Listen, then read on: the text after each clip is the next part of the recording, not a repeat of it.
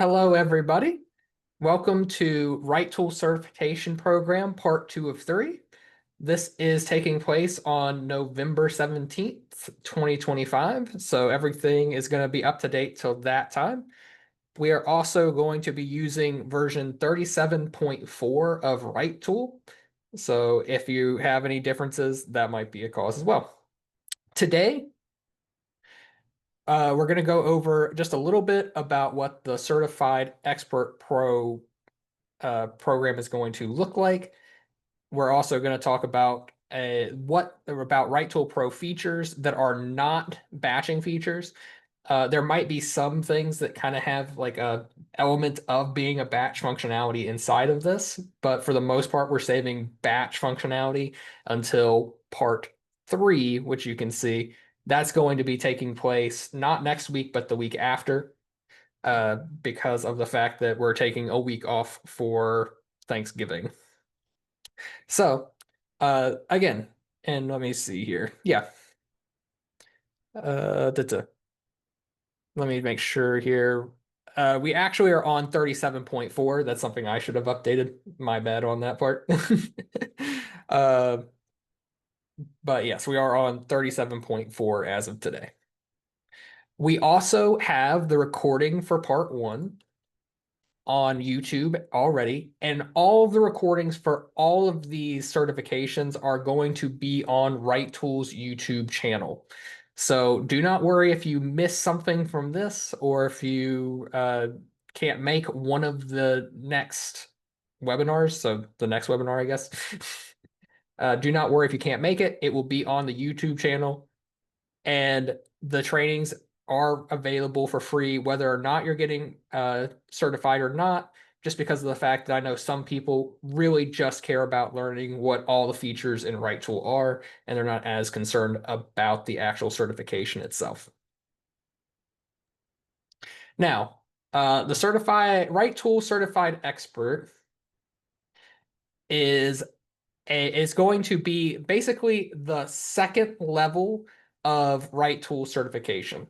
So last week we went over a lot of the free features, and that's going to be the basic level certification for RightTool is going to be focused entirely on free stuff, just so that people can be like, okay, I know the basic gist of how I can really advise clients or other people on how to work with RightTool. This certified expert, however, is going to be based on the pro account version of RightTool. So that means that the only way you can get access to this specific certification is if you have a paid RightTool Pro account, whereas even free users can get certified for the free version of RightTool of the exam. So all the materials oh yeah, so the certified expert is going to be everything from this webinar as well as the next webinar. And then you must get an 80% or more to get a passing grade on this exam with a maximum of 3 tries every 90 days. So if you fail 3 times, you have to just wait a period there before you can get in. But it is open book. Just note that we don't have a book for you to open, but you can have any kind of you can use any kind of open software. Like if you want to have RightTool open in the background while you're taking the exam, you can do that. We're not going to worry about that. The time you can use to take the exam will also be unlimited, so it's not a timed exam. What will be kind of the benefit of this is you'll have the ability to be entered into the RightTool Certified Expert Directory, which could be used either for getting clients or for if you want to sell, for instance, the ability to help somebody get set up on RightTool is kind of the big idea we have there. We'll also have a logo, which you can see in this right corner here to show people that you are RightTool certified. You'll also, if you want to be part of this early access, you can get in on webinars that will be done only for certified experts, and communications will do only with certified experts. So you can have a little bit of a head start on all of the new stuff that's coming out of the pipeline. One of the big things we're excited about is access to the RightTool affiliate program, because that's something people have asked for a lot, is like, hey, can I get an affiliate code whenever I'm sharing RightTool with people? So we're wanting to be able to do that for you. And then the ability to opt in to train RightTool users or to onboard new users. This is definitely a big thing where we'll have a system where you can get paid to actually show RightTool to people who are new. Helps us out because then we don't have to spend so much time doing it ourselves, but we also get to have an opportunity to reward you for being so good at using the program. Um, and finally, the if you are somebody who wants to present on a new feature, we will have the ability for certified experts to possibly present on new features inside of here. Now, the exams will not be shown yet. They will be available in December once we have all the videos posted, and we'll have a little bit of extra material out there as well to help you out with the exam. So you will not see it yet, but once you do, it will be inside of the RightTool Pro portal. So just be aware of that. That's you won't have seen it yet. With that being said, Hector, do you have anything else you would like to add on that, or do you want me to just go ahead and start going into things? Yeah, only thing to clarify is there will be two tests and you have to pass both. There will be the certified user, which is available for free, only free features available to anybody that wants to use it. If you're a pro user, after you pass the certified user, you have another test that you'll take, a much harder test with more questions, more complex questions.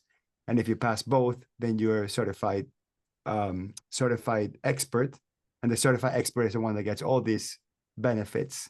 The certified user only gets, the recognition that they passed the exam. All these things are only for the pro users that are also certified experts.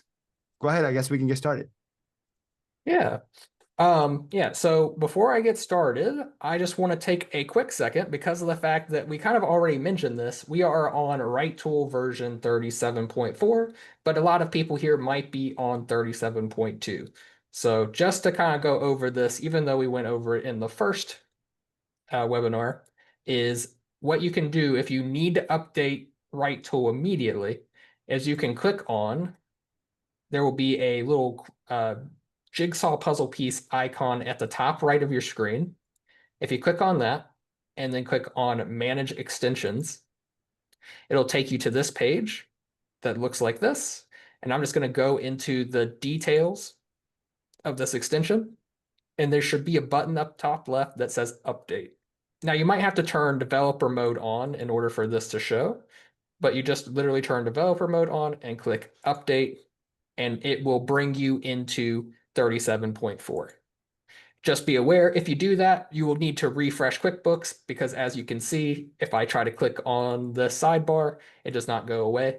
That's just because of the fact that the whole extension basically has to reset itself. So just something I wanted to make clear. Again, you just go to that puzzle icon, manage extensions, and then update inside of this area after turning developer mode on. And again, this will all be shown on YouTube. With that being said, let's go ahead and get started on RightTool Pro Day 2, talking about all of our non-batch features. So the first thing we're going to go over is the Accountant Pro section of RightTool. I'm going to go to my options page, which again is that wrench and screwdriver icon on the right side. And I'm going to go to Accountant Pro on the left side here. I'm going to go ahead and turn everything on. And the first thing is enable company switch. If you are in QuickBooks Online normally, you will already have, let's see here. Yeah, okay. So if you go into QuickBooks Online, you will already have an area over here to switch between different companies. However, if you have more than the two that I have here, then something you'll know is that if you have to find a specific one, it can sometimes be hard to find it. So we have this feature called the company switch, enable company switch, which will add a additional area to the bottom of your screen on RightTool. What this means is that now if I go into, let's go into the other company.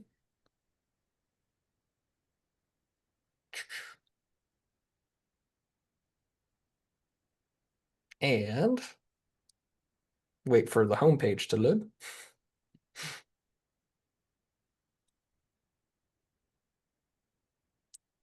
You should never load in on the home page. It takes the longest out of any page in QuickBooks. Now I'm going to go to company switch, and I have that turned on. I'm going to click add this company. And from here, it will automatically find company sample company plus LLC, which is the name of this company, but you can change this to whatever you want. So you could say my most annoying client, or you can say, yeah, let's go positive with it. My most favorite client. So I'm going to click save. And so you can change this to be named however it is that you want to name it. And now whenever you're going to try and switch things, instead of having only the small window you would have here, you would have this company switch area, which can have multiple clients inside of it. The other cool thing about this is if I search for the company in the RightTool search area, then that company will actually come up inside of that company from inside that company switch area. So now you have basically two quick ways to access the company, either by going to here specifically and saying, I want to go to Pandal Corporation, or again, I can just type into the search bar and click on this. And by default, switching companies, it will open it up in a new page for me. To clarify, you have to add the company into the company switch area. You have to add them before they can be searchable. So they're not searchable automatically. You have to add them first, and then you can search through them. And it doesn't matter how many clients you have, as long as they're part of that same login, you can add them in there. If you have a client that's inside of another QBO login, like you have to log in with a different email or whatever, or a different firm, you have to be log out, log into that firm, or log into that email to be able to switch to that. So yes, we're mimicking the company switcher that is in the top left. There's no additional functionality, so to speak. We're mimicking it. But if you have like a favorite set of clients, you know, top 3, top 5, top 10, and you have a huge 100 client list, you can have them in there, and they also can be searchable. Yeah, exactly. There's a question here from Marty, which I think is a really good question. And we typically don't answer the questions live, but only when they're highly relevant. Is will the switch refresh all the open screens? It actually depends on the setting that you're on. And this is part of the free features. And we covered this on the last, on part 1. And you want to show them that? Yeah, so with RightTool, we automatically, whenever you switch companies and you have multiple tabs open, we will automatically refresh all the open screens that you have in QuickBooks, unless you have something in tab management turned on called close tabs, in which case we will close all the tabs of your open screens instead. So whichever, you can either choose to have them refresh or close with RightTool. So that is what will happen in that situation. For me personally, I prefer the refresh, but I know some people like to start with a completely clean slate. Okay, so now let's go into group favorites. So group favorites is basically RightTool's way of making up for the fact that we didn't want to slow people's computers down too much by having client-specific favorites. So what this is now when I have that turned on, in this bottom right corner over here, it'll say group favorites. And you will probably have nothing in here by default, but I can come over here and I can say, I want to create a new group. And let's say I want to make these RightTool specific ones. So I'm going to call this Pandal favorites. Once I'm inside of here, I now have a new group of favorites, and I'm going to just go to a report real quick and just add that into a favorite section. So I'm going to go into this balance sheet. And for these, you do have to do these one at a time. So just be aware that's something you will have to do. I'm going to click on Save Page at the top of the Group Favorites area. And it will open up a window that looks a lot like making a custom favorite inside of the normal version of RightTool. And so I'm going to have balance sheet, and we're just going to say special for this client. And then finally, I got to choose which favorite group I want to put this as a part of. So now I have it opened up as a Pandle favorite. And now if I open this up, you can see I have a favorite inside of here. Now I already have some favorites set up inside of here. And one thing that's kind of nifty about this is that you can have favorites that are actually outside of QBO as well. So if you click Save Page and you have just a URL to maybe like a workflow management or like double or something like that that you want to go to every time you open up this particular area, you can just put the URL you want inside of here. Finally, the last cool thing to show about this is I can click on this little arrow on the right side here next to where I have my favorites, and it will actually open up all of those favorites all at the same time for me so that I can instantly get into everything that I need to get working on, including, like you can see here, if I have an email thing going on, I can have that set up to open up automatically as well. So just something that's very cool for that specific use case. One thing I want to clarify is group favorites can be used either for a per client basis scenario. So that's the example that he chose, or a per task. So if you're doing a monthly review and then there's a whole bunch of areas that you access when you do monthly review or a quarterly review or an audit of a particular area or a payroll audit, whatever. So depending on the type of QuickBooks screens that you log into when you do that particular task, you can group them all together. And you have the choice to, just have them there. You can just open one at a time, or you can click one click to open them all at a time. Of course, if QuickBooks is being slow, like right now is showing, which is very, very common, Yes. you're going to have to wait until all five load. But that's really, really useful for people that want to set up workflows, so to speak. Now, there's a question here about sharing group favorites between people in the office. So, Mark, maybe you want to show really quick how to back up your favorites. Yeah. So as a RightTool Pro user, you can go to RightTool options, and then there is a area in the bottom left called Help. Inside of here, we have the ability to export your settings, your favorites, and your company switch. We're not going to worry about scripts right now. So you can export all of these individually, or because you're a pro user, you get the option to back up settings to the cloud themselves. But if you, for the specific question of sharing between people in an office, all you have to do is click Export Favorites, and it'll come up with this big old thing of text. Just copy that and then paste it in or send it to somebody, and they can paste it into this box right here and click Import.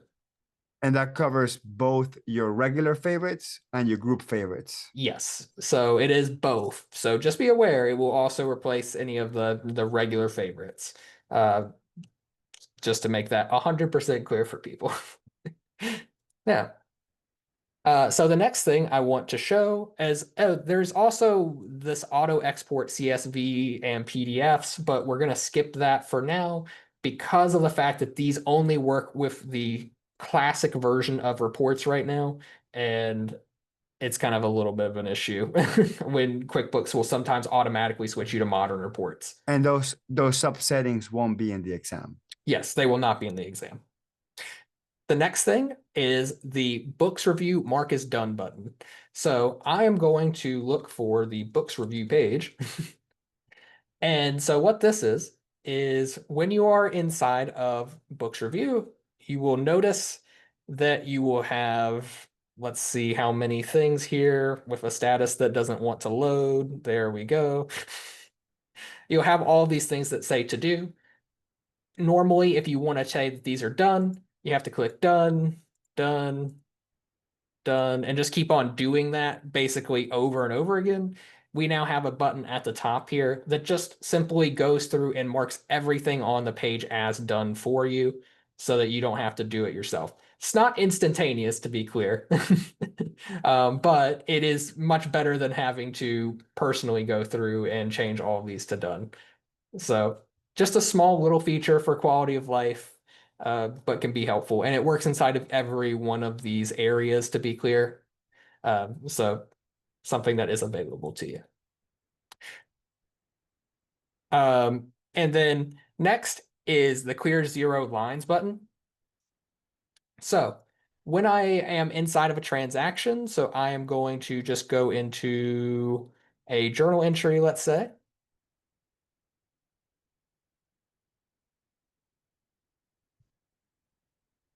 And I'm going to just create something really quickly here. So I'm just going to say savings account. We're going to talk about this feature a little bit later. And I'm going to just say 10, 21, and let's just do this just to kind of show. So I have all these areas inside of here that have no debits or credits. And this works inside of all transaction types, to be clear. So if it's an invoice, it would just be an amount. I can click on this button here that says clear zero value lines, and it will automatically remove any of the lines that have no debits, credits, or amount on them, except for the very top line of the transaction. And that is by a very specific request from Megan Tarnow. She has a great example of why you would want to keep that top line for reporting purposes. So just something there, and again, works inside of all transaction types. Next, we have the reclassify page extra filters. So I'm going to go into the QuickBooks reclassify. You can find this either in the RightTool sidebar or in that My Menu area, but I personally prefer the right side toolbar. From inside of here, you'll notice you have additional red boxes inside of here that give you an ability to filter by extra amounts. Journal entries are not what I'm going to want to use for this because they always show as zeros, and apparently nothing else wants to show anything. So here we go. And I'm going to close the sidebar just to give us a little bit of extra room to see here. So let's say that we have a list of transactions in here, and we only want to see the ones that are positive between the values of 0 and let's say 10,000. So it should, unless I have, oh, I also have it so that it shows the absolute value. So if you have negative numbers, it will also show up inside of there. So it'll come in here and it will hide everything that doesn't match inside of here. And so I can also say, let's go to 5,000, and you'll see we have even less things now showing inside of here. Just be aware that when you are doing this, you will want to make the rows per page the largest that you can, because we can only filter what is currently showing in the page. So just be aware, you will want to have that showing up inside of there. We can also come in here and filter so that it only has things that say description, and you can see that narrows it down even further. The next thing that we're going to show is going to be copy payee into a new customer / vendor. So we are going to go into the customers page.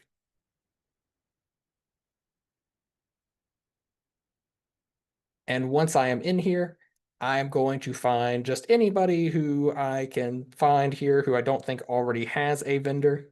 So let's just call this Amarino USA. When you go in here, you'll see at the top of the screen, there will be a button that says copy info to vendor. Inside of here, I'm going to click this. So copy info to vendor, press OK. And you'll see here that we kind of have to get all the data on the current page that we're in. And then it's going to change the name of the customer version to make sure that it says customer in parentheses in the top right. And once everything decides to load, you will see here that there is now a vendor that has a vendor display name of Amarino USA. It has the mobile number and everything else. All the details basically are copied over. And I can take just a second to look over it and make sure that we have everything correct before I hit save. And now we will have this as a vendor inside of here, which is just nice to have. And you can also see we create a secondary tab to show you the original customer. So you can kind of have some oversight over here and also edit the name. If you're like, I hate this whole customer thing, you can just come back over into here and edit and remove the thing that says customer. And then let me make sure that we are on the right spot here. Now, Hector, would you like to take over for this part? Yep, Or I'll take over. Um, nice. so in the same slide, if you want to stop sharing, Mark, so we Yeah. can look at my screen. So in the same slide, there are two features there. One's called right click to reclassify classic reports and right click to open register from balance sheet. Both those features are actually still working. They work on classic reports only. Anything that's on classic reports, we're not going to cover in the exam because we just know that classic reports are going to go away. And we don't know when we're going to be able to have those features built into the modern reports. So just know those two features exist. They're great. If we have time at the end, we'll cover them. I doubt it because we have a lot of stuff to cover. So those two won't be on the certification exam. All right, we're going to talk about journal entry enhancements. So we're going to go into our settings area. We're going to make sure that those things are on. We're going to click on our settings button. Then we're going to go into Accountant Pro. And I'm just going And to. I changed the name of this to journal entry save and reverse because there was a feature we had originally inside of here that made this two features in one. But now the journal entry updates kind of took that other part away. So now it's just journal entry save and reverse. Okay, perfect. So just change it in the slide so people have the change Yeah. there. It's called Journal Entry Save and Reverse. As a quick reminder, you click on the little I button there. You get a explanation of what the feature is, and then a video of letting you know how that works. So I'm going to go and open up a journal entry. So let's go open up a journal entry. And this one saves you basically one click. Right? Not terribly transformative, but it does save you one click. So imagine you have maybe even a longer journal entry, something like this, and you want to reverse it and change it for the next day. So this one is for December 31st, 2022. And by clicking save and reverse just once, it'll do two functions. One, it will save whatever the current journal entry is. That's sort of the first step. Then the next thing that it would do is it will click reverse for you and then move it up one day on the journal date. So it just saves you, it just does multiple clicks for you all in one shot. Okay. At that point, you can edit, change it, whatever you want, or get out of it. So that's it. It's just saving you two clicks instead of one click. Then we have auto open notes on client switch. So the way that works is when you are logged in and you make a switch to another client, so you go from client A to client B, whichever client it is, and you have to be logged in as an accountant for this to work, is we automatically open the notes page for you. Now, what you're seeing right now happen on the screen is that I actually have a conflicting feature that automatically refreshes the page and takes me to the first favorite that we have on the list.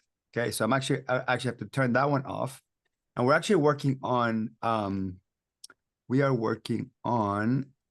creating a feature where when you turn one off, the other one gets turned on automatically and back and forth. But This one's actually in tab management. okay, hold on a second. Let me go into tab management. It's called auto open bank feed when switching files. You have to turn that one off. So whether you are set up to auto open bank feeds or auto open the first RightTool favorite instead, you have to turn that off. That way, with RightTool, what happens is if we switch the screen for you, the notes don't show up automatically. So we're going to have to do another switch for you. So I'll switch again, switch companies again.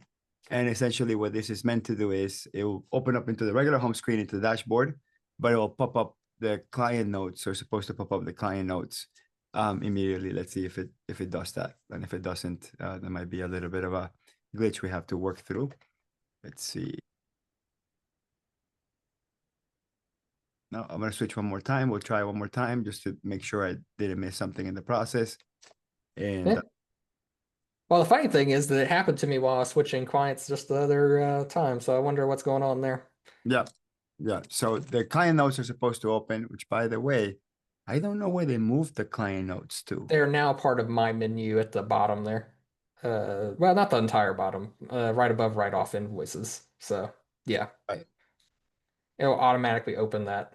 Yeah, it will automatically open it, even though it didn't show it here. We might have to go through and try multiple scenarios to see why it didn't work for me, but that it did work for Mark. But that's what auto open client notes is.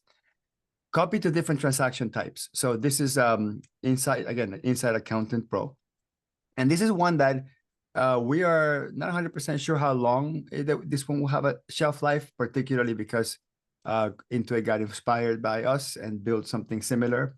So we're going to go through, kind of explain the difference. So in the invoice screen, let's just do it on, I think it'll probably be best to use an expense transaction. Let's use an expense transaction here.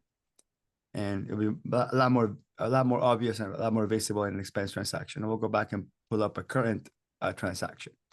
So I have a transaction inside more. There's a little button here that says copy to. Now the one that says copy, that's the one that QuickBooks built in. So when I click on copy, which you can either do it through the more menu or a big copy button up here, the built-in function inside QuickBooks allows you to either create a duplicate or pick which transaction type you want to copy to. Now, quick warning, this doesn't work well every single time. It's just not built really well by Intuit. Like, for example, I want to convert this expense into an invoice. It doesn't do anything because you can't invoice a vendor and you can't add accounts into an invoice. So it's there, but it doesn't do anything, right? So what we've done is we try to add some logic into this process. So if it's something that we can in fact copy, like if it's copyable, if the data is copyable, then we'll give you the option to actually copy it. Okay, so again, I'm going to pick a transaction here, pick any transaction. Then I'm going to use the right tool copy. So click on more, click on copy to, and then you get to choose where you can copy it to. Like, for example, we're going to have the same problem with invoice and sales receipt. This is something that we can only make this work if you're actually using an item, an actual product or service.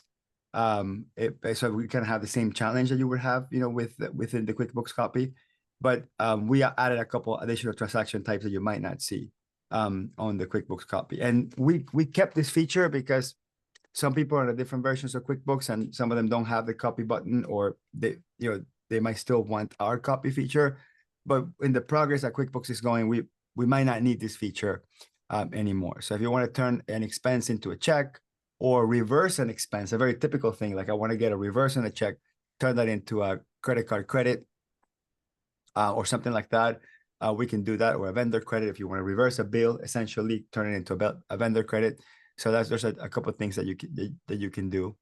Okay, and then we'll go to copy and do that. The one thing that we're missing for the time being is copying into a deposit, and that's something that we are aspiring to bring in. We may have an issue with the new deposit screen changing. So that's what the copy to feature is. And again, depending on kind of where QuickBooks goes with this is a feature that we might end up completely removing. I don't know, Mark, if you have anything to say about that, or we'll just go to the next one. Yeah, it's going to just be a thing that requires testing of how QuickBooks does when they make their own version or with their own version. Okay. But yeah. So we're going to talk about copy bill number to memo. Now, this is slightly different than the free feature in error prevention, which is to copy the bill memo into bill payment. It's slightly different, almost sort of the same. But the free version, copy bill memo to payments, that's when you're in the bill and you click on pay bills, and the bill number transfers into the memo. So the check that you print has the bill number in it. Now, the one that we have under Accountant Pro called copy bill number to memo, that one really is for the purposes of fixing a already paid check. You already created the payment to pay the vendor bills, and you want to add the bill number after the fact. This could be very useful for reports and those type of things. So I'm going to go into vendors really quick. So let's go into our expenses, go into vendors. I'm going to find the vendor that has open bills or open accounts, accounts payable. Let's see which of my vendors. So we have this vendor up here that has an open balance. Hopefully I have multiple open bills with that. I'm going to go into create and I'm going to go into pay bills. So I say pay bills. I'll pick this vendor. It's one, let me see, one that has, let's do this one. We'll do the 7-Eleven vendors here.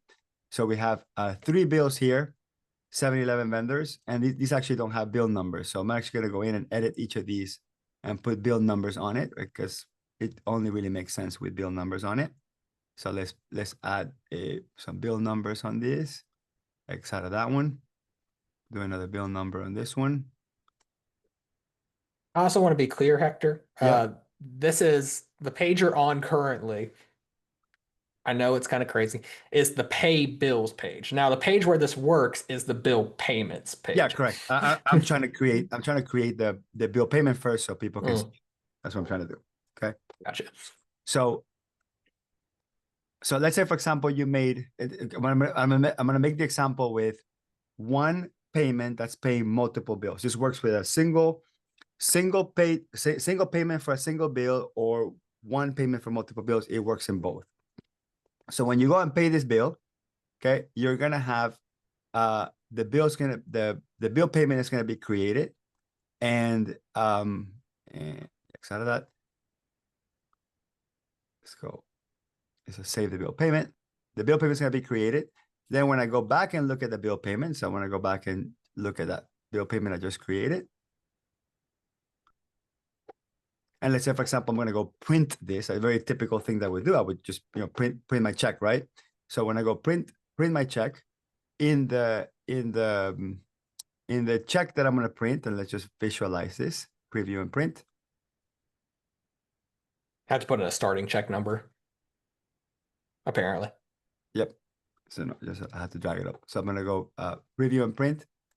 I'm going to print the check, and I do have a pay stub that tells me which bills are being paid, but there's no memo under the check letting me know what bills are being paid. So this is typically what people have to like manually add in there, right? So that's kind of the frustrating piece. So what we want to do is, again, this could be either for reporting purposes, or when you run a report and look at the bill payment, you can see what bills were paid. Is instead of manually typing every bill number here, we have a button here that says copy bill numbers to memo. So when you click on that, you automatically grab every single bill number that belongs to that bill payment and copy it down to the memo for you. Okay, that's what it does. Now, if you look into, there's a little subsetting here, and anything of the subsetting parts, this won't be in the exam. Add amounts next to bill numbers, but this is actually a really cool feature as well. So I'm going to save that, go back into this bill payment. Okay. And then when I click on copy bill number to memo, you see that now I get the bill number and the dollar amount next to each one. So you get sort of additional information that could be really useful. Again, when either printing the bill or viewing it in a report, right? Because it's not always just for printing the check or viewing a report. It's not always for printing the check. It could be for viewing the report. Like just a typical example here is if I'm looking at my vendors, page, and I go into one of these. Let's say I go to 7-Eleven and I'm looking at all my transactions. Okay. I see the bill payment check, but I don't see the memo. But if I turn on memo here, okay, so this is an example where it's not a report per se, but it's a screen that shows data that could be in a report. You have the bill number information here. It's streamlined. So if you see it on a report or see it on a screen like this, you have that data in there. That way you don't have to click on it to then see what was paid with that bill payment. So it's a very, very popular feature that we've added from many people requesting that. Okay, the next one's going to be hide transactions with attachments. Now, that means hide them, just hide visibility of the transactions. If you're auditing a list of transactions and you're trying to make sure that all your transactions, is very typical, you want to make sure that all your transactions have attachments associated with them. And you would typically do is go into like an expenses page or something like that. So we'll go into expense transactions, and then we're kind of just trying to figure out which transactions have attachments and which ones don't. So I'm going to click on the gear menu and I'm going to turn on attachments. Okay. And then as you can see, some of these have attachments very clearly, right?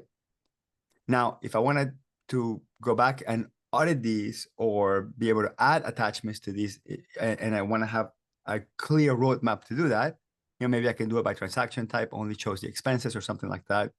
Then I see all the ones that have attachments. So I just want to hide them. So I'm going to click on show transactions without attachments. And what it does is it'll hide for you all the, just basically hides it, doesn't delete them, doesn't get rid of them. It just temporarily hides them for you so that you can visibly just focus on these. Okay. One thing I don't remember, Mark, is if this export includes the ones with attachments or it doesn't. I don't think we have. I would assume it Does. does, yes, because we don't have very much control over what QuickBooks exports Yep. Yeah. So almost ever. we would have to create our own export. Yeah. That would exclude the transactions. We would exclude the ones with attachments. But for the time being, you could always export the list and just delete them manually. So all we're doing is we're removing that step of because when we had this feature requested, someone said I'm always exporting and deleting the ones I have so I can just go back and try to get attachments or receipts for the balance of those transactions. And that's what we're trying to solve for. Just quickly visualize only the ones that don't have any transactions. Unfortunately, the built-in filters don't give you that option. If QuickBooks gave you that option, then of course wouldn't be a need for us to add that feature. Okay. The next one's going to be cost allocation tools. That's the penultimate one under Accountant Pro. And the way that one works is, let's assume that you're going to create a check or a bill, and you have to allocate that expense to multiple classes or multiple customers. So there's a little reallocate button that helps us do that. We start by, let's say, for example, the main category. So let's say this is going to be an insurance expense, and we want to split, let's say, $1,000, and I'll make it so it's difficult to divide. $1,000, I want to divide it across 3 different classes. So normally I would have to add a line, divide this by 3, duplicate the lines. I would have to do all that and then pick each class. So the reallocate button, it's just a button you click in there.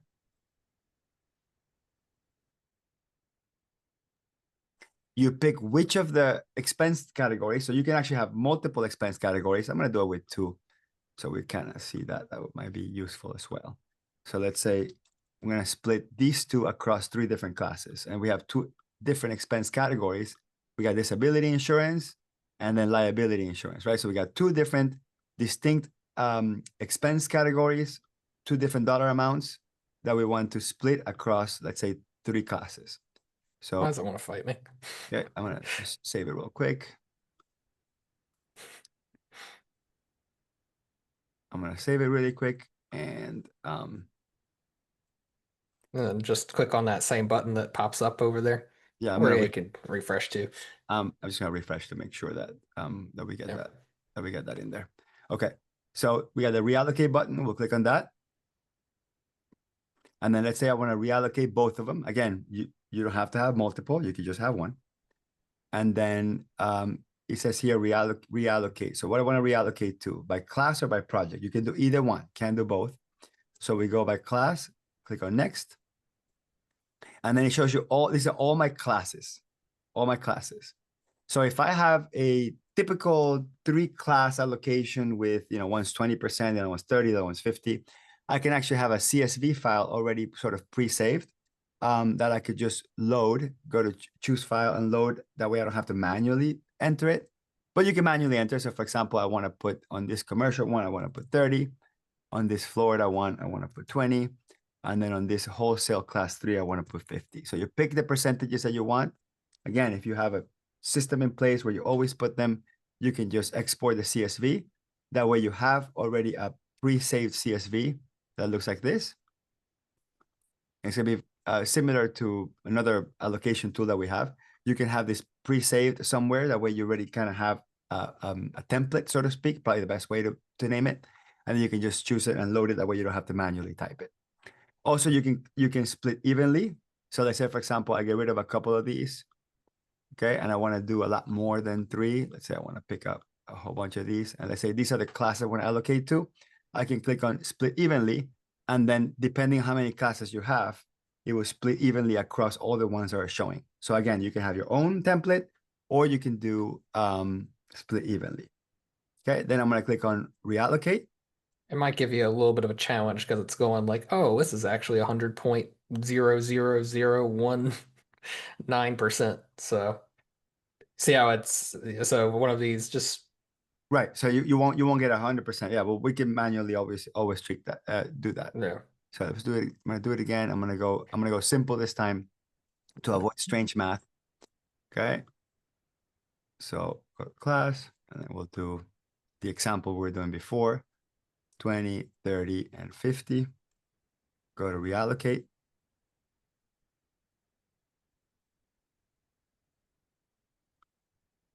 And there should technically be a description that shows up for that, but apparently I decided not to do that.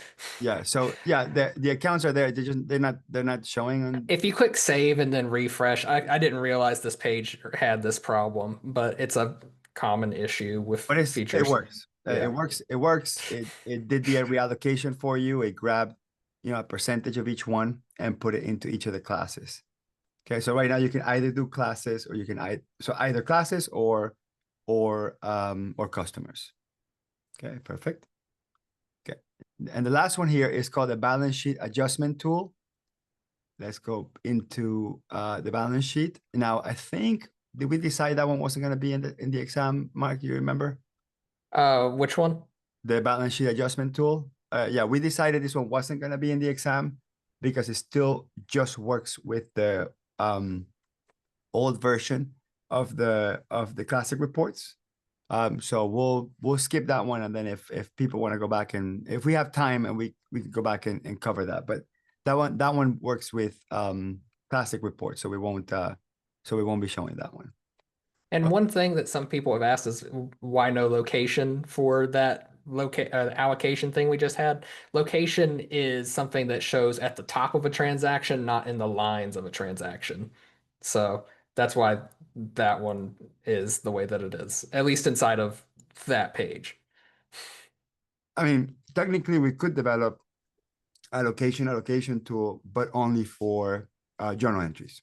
Yeah, exactly. Okay, you want to do chart of accounts pro? Yeah, I'm happy to do that.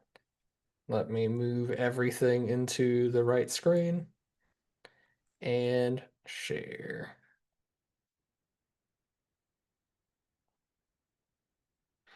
Okay. So next is COA Pro or Chart of Accounts Pro. So I'm just going to go ahead and make my way into, yes, leave that, the chart of accounts, and then open the options over here. Okay. Nice thing about this page is I don't have to go around and skip across all of the different pages of QuickBooks. It'll all be inside of the one page. So the first thing is chart of accounts, filter by type, and show all accounts. So I am just going to hope that QuickBooks does the things that I want to do.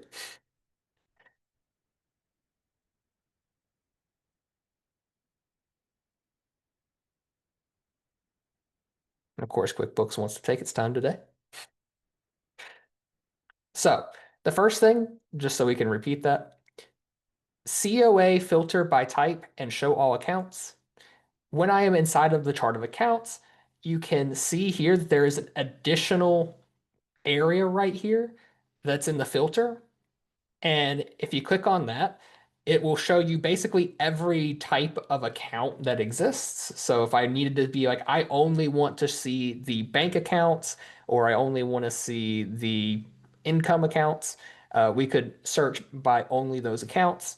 And there's also a thing here called all accounts as well. So if you want to see the entire chart of accounts all at one time, then you can click on that and it will show you the entire list.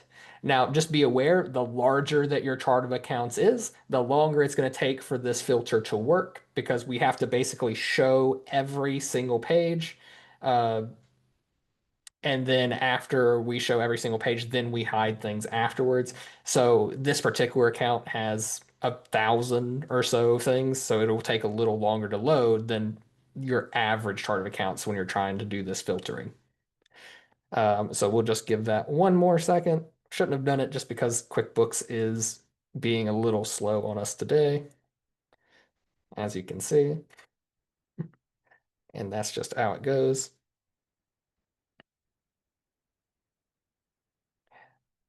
You know what? I'm just going to let that one slide on by for right now. Yes, I get it, QuickBooks.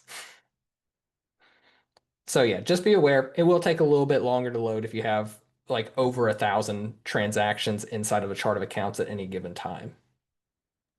The next thing that I'm going, Over 1,000 accounts, you mean, not the transactions. oh yeah, sorry, 1,000 accounts. Yes, transactions would be a very different, a very different issue. If you only had 1,000 transactions in your QuickBooks file, that would be, that would be a very small one, relatively speaking. So the next thing I want to show here is find product for inactivating accounts. This one is a pretty cool one in my opinion. I am going to figure out, let's see here. I'm going to go to a thing called channel. And in here, I have a thing called channel sales. So this is an account inside of my QuickBooks file. And let's say I want to go in here and I want to make it inactive. And I'm going to say, yes, make this inactive. It will say one account wasn't deactivated, and then it should say the reasons this might be the case. I swear to God, the chart of accounts wants to fight with me today. And you know what? Sometimes that's just how life goes. I'm going to refresh the extension real quick. And Mark, somebody, this feature is one that we said we're going to put in the exam because there's 3 different versions of the product or services page. And depending on what version you're in, you might see this feature or not. And it also only works in classic reports on top of that. So this will be a yes, feature that if you can't get it to work, it's fine because it's not going to be in the exam. which is apparently the world that we're living in right now. It was literally working yesterday. How these things go. Let me try one more time. Everything is loaded, and yet it still wants to fight. I'll try one more time. Okay, well, there should be a link right here that would take you to a place where it shows the report and it actually will show you. I will demo this again later and we'll cut this out of the video.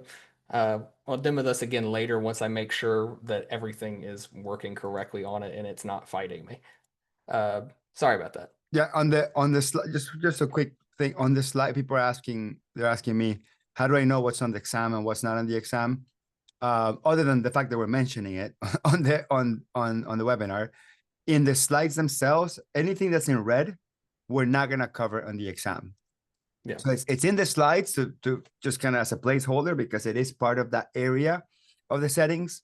But if it's red, it's not gonna be in the exam. And again, if they're using old bank feed or old classic reports, anything that uses an old system that QuickBooks might change in the next, or completely change across the board in the next couple of weeks or months or whatever, we're not going to cover the exam because by the time you take the exam, that area might not even exist inside QuickBooks. Yeah, exactly. Okay. The next area that I'm going to show is the quick sub account creator. So what that is when you are inside of the chart of accounts, when you click on an arrow next to when you click on an arrow next to one of the accounts, there will now be an additional option that shows in this dropdown. And this one specifically is create sub account. So when I click on that, you'll notice it automatically fills in the account type, the detail type. It clicks on the make this a sub account, and it clicks on what the correct parent account is. So that all you need to do is put in an account name and account number if you use them, as well as a description. Um, and then once you have everything done there, you will be good to go and you can click save. So let's just say sub or channel, and I'm going to click on save after clicking on whatever it is that's making that go away. And now you can see sub for channel. It's just super easy to click. I didn't have to try to figure out where something was and then try to remember what the names were. It just did everything for me. The next thing is the parent account changer. So I'm going to come over here, and actually, this is a good time to do this. Let's say I have the sales right here, and I am going to select these two, and I'm like, I don't want these to be sub accounts of channel sales. I want these to be their own accounts. So I'm going to click on the batch actions area up top, and there's a thing that says change to parent accounts. And it says I've selected two accounts to change.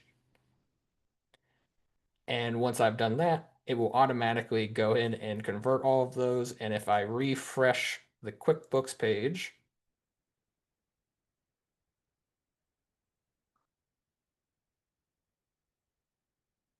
which maybe today is the wrong choice, you can now see that channel sales no longer has those sub accounts of the things that we had selected. Uh, so just something to be aware of. You want to demonstrate moving the sub accounts from one parent category to another parent category. So that can be done, but I think they have to be in the same. They have to be the same type, correct? Um, well, I think okay, yeah, this actually is the same feature. Okay, you're right. So the other thing that you'll see here is there's a thing called change all to sub account, and that kind of works in the same way. So let's say that I want to make these, I don't know if these will work because they're sales tax things in this, but I don't know if that's a QuickBooks No, one. just use an expense. Use just filter by expense. It will be easier if you just look at expense. Yeah. Well, again, this is one of the files that has 1,000 things in it, so I don't want to filter by expense right this moment. But we can just do this. Let's say that we want to move all of these, even though they're already sub accounts. Let's say I want to move these to be sub accounts of this daycare thing right here. And I want to be clear that the chart of accounts page is the one that fights me more than any page inside of QuickBooks. So if something doesn't pop up the first time that you see it, you might have to refresh the page just because QuickBooks on the chart of accounts wants to fight. Uh, so let's say I want to convert all of those that we just saw into sub accounts of the daycare account.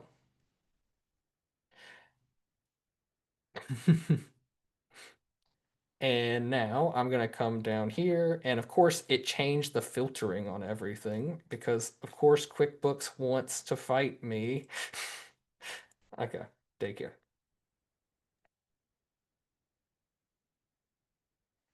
You can see here now that all of those three things that I had selected are now parts of this daycare, or now sub accounts of that daycare account. So it just makes it really easy to move a bunch of things all at the same time. Uh, The next thing is going to be actually one thing I will show real quick since it's already kind of visible in here. So I'm just going to show it now is that full account name display. That is what you see here in the red text where it actually shows you what the full name of the account is. So if you can see here, this is part of owner's personal expenses, daycare, personal services. So it shows you what that full account is without you having to uh, like do investigation to find out which one is the exact parent account for that account. So next, I want to show batch merge accounts. So in this case, since we're already here, let's just kind of go ahead and use these. Let's say that actually I don't want to change these into sub accounts of daycare. Let's say that I want them to be merged into daycare. So let's say somebody came in and created just a whole bunch of accounts that weren't necessary to the file. I'm going to click merge accounts and I'm going to just say daycare, pretend like I can spell, and press OK. And you can see here it's kind of doing accounting at the top right here, at the top over here. And once everything's done, it will refresh the page. And now you can see that when we have this searched inside of here, it's only showing daycare. So this essentially is doing that whole process of you clicking on edit and then changing the name and the account types and detail types for you. It's doing all of that work for you on the back end, so you don't have to manually do that. Anne asked, do you have an undo button? We do not. So just be very, very sure when you're clicking on this that you are wanting to merge those accounts, because it is very difficult to reverse in general anytime you merge an account, whether you use it with the sub account feature or just in QuickBooks itself. It can be hard to undo those kind of Yeah, things. we So have no undo button for anything that RightTool does. There's no undo button, right? So anything well, we'll you do talk that's about that a little bit later. That we'll talk about that in the next version of this, okay. or But the patch day. as of now, generally speaking, there are really no undo buttons, right? If we do something in batch, you have to know what you're doing, make sure you're aware that what you're doing, because there's not going to be a chance for us to like go back to the last state. Yeah. And to be clear, we cannot merge accounts that QuickBooks itself will not allow you to merge. So just be aware. What it will do by default is it'll just take all the transactions and basically change the account name. But there are some times where you can't do that. And so QuickBooks will block the entire merging altogether. So just be aware there are some times where that won't work for you. Um, the next thing is I want going, to answer one thing. What happens if you merge an account that has already been reconciled? Your reconciliations will die. Like your reconciliations will go away. So yes, that's merging accounts that are reconciled. You will lose that reconciliation history. yeah. This is mostly for cleanups when you have like things in the wrong accounts is going to be the main time when you're going to want to use that. Now, the last thing that we'll show here today, because the batch edit COA we're saving for the next webinar is going to be reconciliation dashboard. Now, Hector, this is your baby. Do you want to show it or do you want me to be the one to show the reconcile dashboard? You show it. Okay, gotcha. So, reconcile dashboard, as you can see, there is a button in the top right corner of the page right here. If I click on that, you'll notice it'll take a little bit of time for this to load. Again, the more transactions you have, the longer it will take for it to load, but you can see even this time it wasn't too bad. Um, and it will show you a dashboard just like this. So this is really cool because it will show you all of the reconcilable accounts, uh, and inside of here, you can see it'll show you the last reconciled date, the last amount you reconciled it to, the account, the type of account that it is, register balance, bank feed balance, how many transactions are in the bank feed. And then the last one, which I think is the coolest one, is it will show unreconciled transactions, but it will show the ones that are unreconciled before that last reconciliation date. So that means that this number here that says 3 is actually going to show us 3 transactions that are before 12/30/2023. And I can click on this because these are all links.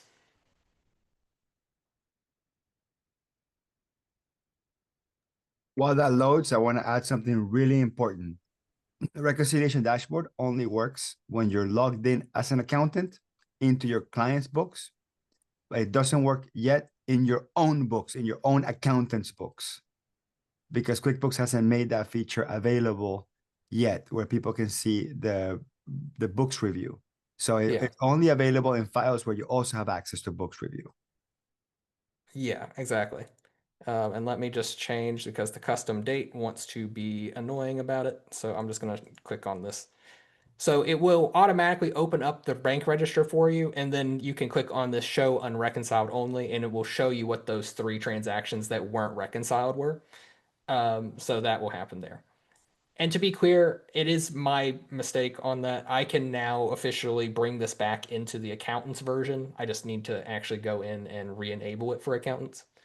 So it can work on there. It just can't yet as of 37.4. But inside of here, we also have other options. So we can say we want to hide the things that have $0 registers. We can hide accounts that have never been reconciled. You can also select what type of accounts you want to have showing at any given time, as well as the last you can say, I only want to see things that were not reconciled. um, like let's say I don't care about anything that was reconciled after 8/1/2025 or something like that. So just something. And the cool thing is all of these things that we have here, whenever you edit them, it will actually stay there so that the next time I come into the reconciliation dashboard, all of your settings, your favorite, all of everything is going to be uh, staying there for you. So you don't have to re-add this in every single time. So again, can be really cool if you want to go through a checklist at the end of the month to make sure you've reconciled things correctly. Uh, and somebody's asking, can this be added to a group favorite? It is a part of the chart of accounts page, so it's not something we have a straight URL to. It's just something you can click on inside of the chart of accounts page. Now, you can see here, there's a thing called batch edit COA. We are going to save that for the next week's webinar. So not this particular webinar. December 1st. Yeah. Yeah. Oh man, what's our time here? Yeah, we gotta make our way through it. Yep. Do you want me to go through bank feed or you want to do I'll that do one? it. I'll do Okay. it. Yeah. So you can stop sharing and then I'll. Perfect. Okay. Now we're going to talk about the Bank Feeds Pro feature. You're going to see that there's 3 features that are in red. They're still there. Large account memo boxes, clean category name, and enhanced visibility on bank feeds. Those 3 only work in the old version of bank feeds. So we're not going to cover them. They won't be in the exam. And we don't know when we're going to bring those features to work on the new version of the modern version, the AI version of the bank feeds, however you want to call it. So let's go through them. So if you go into settings and we go into bank feeds pro, we have auto update bank feeds. Okay, this one's actually pretty straightforward. What happens is when you go into bank feeds, let me go into the new banking page. I'm not sure why I'm on the old banking page on this one. That's kind of curious. But when you're in the banking page of bank feeds, what that does is automatically when you log in, it just clicks that update button for you. That's basically the purpose of that. It just automatically clicks update for you. It literally just saves you that one click. It really isn't that revolutionary other than automatically clicking on the update for you.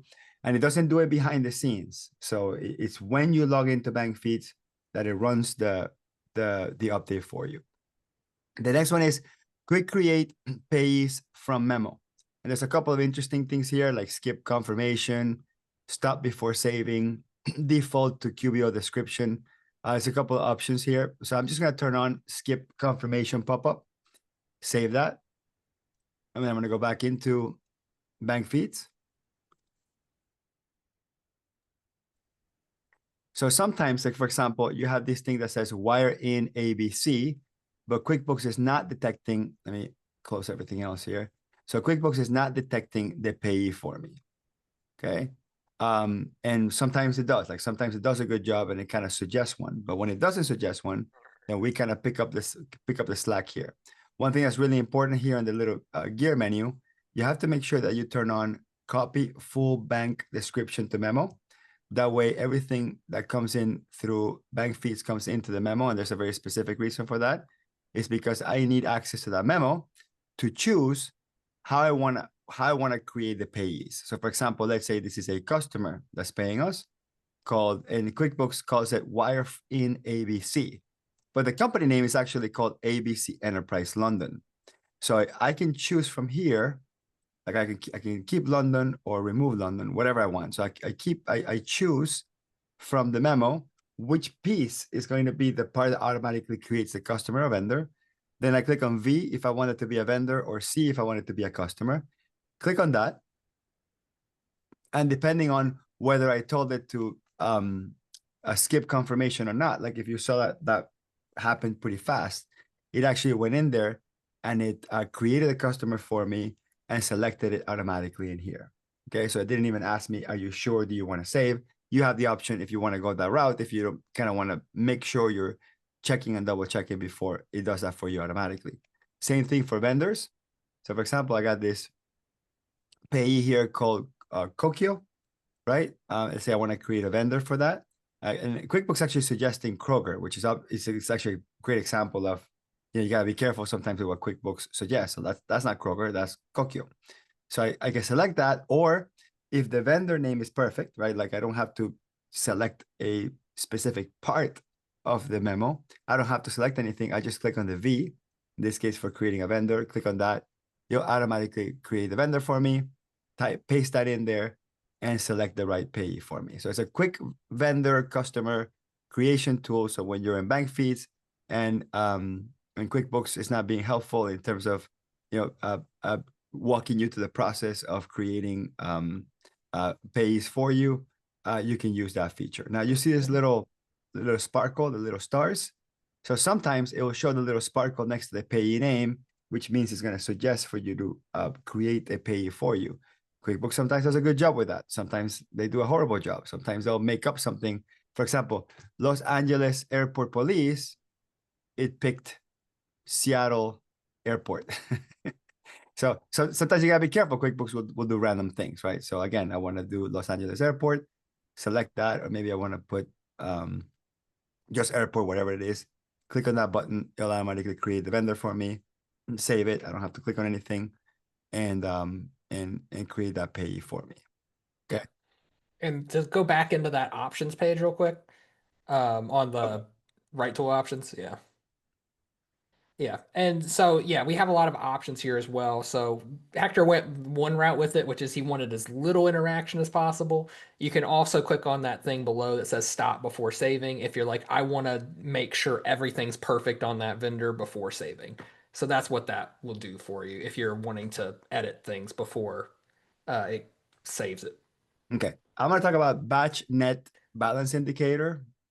Okay. So this is going to be particularly useful for people that are trying to reconcile a whole bunch of deposits with an expense, right? I give you a typical example is they have information from whatever system they use to sell that these 10 deposits added to this one expense, let's say a credit card fee, the sum of the two adds up or reconciles with this other amount that you're using a different system to reconcile with. So at any point in time you find yourself doing selecting or accepting transactions in batch, what you will do is while you select them, as long as there's both debits and credits in the mix, QuickBooks does a good job at saying one money out transaction 252.40, two money out transactions 1051.07. But what QuickBooks doesn't do is give you the little math at the end. So what we've done is in red, give you the match of everything, give you the net batch amount that would be if you were to add a bunch of transactions in batch that contains a combination between debits and credits or deposits and expenses or credit card charges, credit card credits, whichever direction you want to look at that. As we mentioned, large account and memo boxes that works in the old bank feed, still working, but we won't include that in the exam. Pay history link is actually a really popular one, and this one has a modifier. Pay history link by default shows you a report. It's a classic report, or it can show you the vendor details page. So it depends on what you're trying to achieve. So because this one does have the option to the vendor's detail page, then we are going to include it, even though the default version only shows you a classic report. So what does that mean? So that means that if I am about to categorize something and I pick a vendor, so let me just pick a vendor here. I pick a vendor. Immediately, and did I have that? And it might be pick a account or a line that doesn't have the AI stuff going on it. Okay, yeah. So It might be something to do with that. We'll do this one. So I'll do Home Depot. Okay, and then I'll open that up. Or maybe it wants to fight me today, and that's okay. Click on anywhere inside of the page. I'm gonna refresh. I'm gonna refresh one more time just in case. Yeah. It might have been that it just updated or something in this page, which wouldn't surprise me because why would it? Right. Right. Like last night, we sat through and tested every single feature, and they all worked. But of course, this type of stuff happens.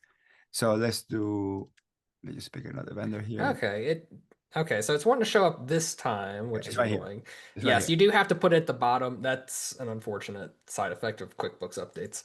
Right, it puts it all the way there. We should probably find a place to put it up here. But the point is, you pick a vendor, and let's say, for example, before you categorize with that vendor, you click on Pay History, and it'll open a new tab with a classic report or depending on which option which we pick, we'll either pick the vendor history page. So if you have specific information like vendor contact information, notes, whatever, like whatever type of information you have in here, whether it's a customer or a vendor, you can see that. Let's just pick, let me pick another one. Let's pick this one, and we'll do pay history. Again, it opens a new tab. And then sometimes you might want to look at the history. You might want to see what was done with that customer, see if they have any particular history. And then based on that, you would make the decision to go one route or the other. The other option here is not to open up the details. Okay. And mark a little note for you here. It needs to be able to detect whether it's a customer or a vendor when it goes into that detail page. Yeah. It's not doing it. It's assuming that they're all customers. Let's do this one. And then I'll pick a payee here.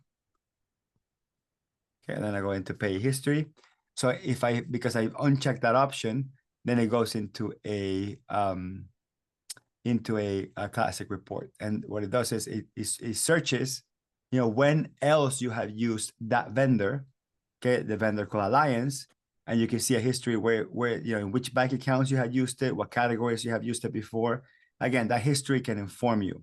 Now, this was meant to really complement this categorization history built-in button, because the categorization history that QuickBooks gives you is actually pretty good. They extended this to 24 months. But as you can tell, interestingly enough, this one only shows me, it shows me like one historical transaction, where if you look at the report, it's actually being used a lot more. So we're not 100% sure in what context QuickBooks limits the categorization history option. So this gives you just basically a lot more visibility into when you have used that payee in other contexts. So we just kind of expand a little bit upon what QuickBooks gives you. Okay, so that's payee history. Then we're gonna skip clean category names and enhance visibility, because those are only old bank feeds. Then we're gonna talk about auto remove bank feed AI suggestions. So I'm gonna go back into bank feeds. And what you may have noticed is QuickBooks may be suggesting some categories here, and they are. But when I open it, it doesn't open that huge screen here saying, oh, okay, based on AI, this could be this or it could be that. We're actually suppressing that. We're hiding that, so to speak. So I've actually gone to the options and turn that off and then refresh. So we don't turn off AI in the entire QuickBooks file.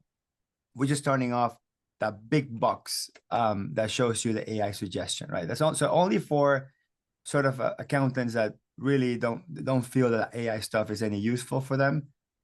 So let's do an example. Let's see if I have any example of transactions with any suggestions on them. So this one right here, that's this huge box here on the right. So some people just don't want to see that big box in there. And again, it's up to you. Like, do you want to see the big box with the AI stuff, or do you not want to see it? So we just give you the option to just hide that for you. So hide it for you. QuickBooks is still doing the math in the background. They're still trying to suggest that. We're just suppressing that piece with that feature. And that's auto remove bank feed AI suggestions. The last one is called improve work creation workflow. So I'm going to turn it off for a second. And I gotta show you against the backdrop of how QuickBooks does rules from bank feeds now. So then you can see the value on, okay, maybe creating with an enhanced workflow could be useful. So let's say, for example, we have this one. So we have, BRBO and this weird set of characters here. This is probably a good example. So I'm gonna go click on create rule.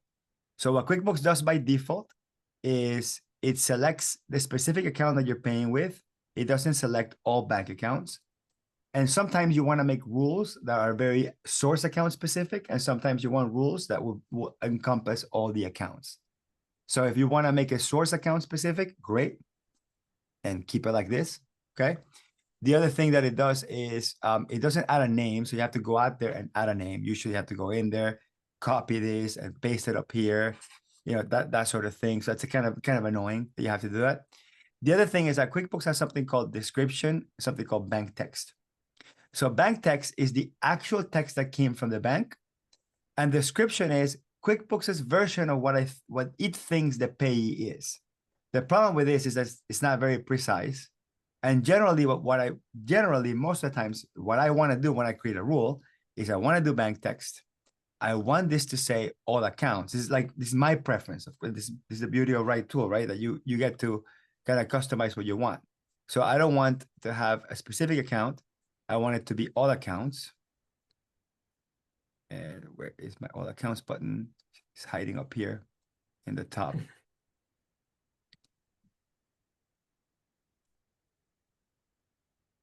Well, I don't know if I'm, let me try with a bank account maybe. QuickBooks is being strange with that. So there's another option there that says all accounts. That should show Which up. admittedly is something that a good point to make is that if QuickBooks does not have the all accounts option available, we also cannot pick it. Right. No, It this one, has happened. yeah, this one has it. The problem is that screen, because of the text or the size or whatever, it wasn't showing it. So like what I usually want is I want all accounts to be selected. That's what I want. I want this to already have this information already pasted here, or at least as a starting point. And I want this to use bank text. That's generally what I want.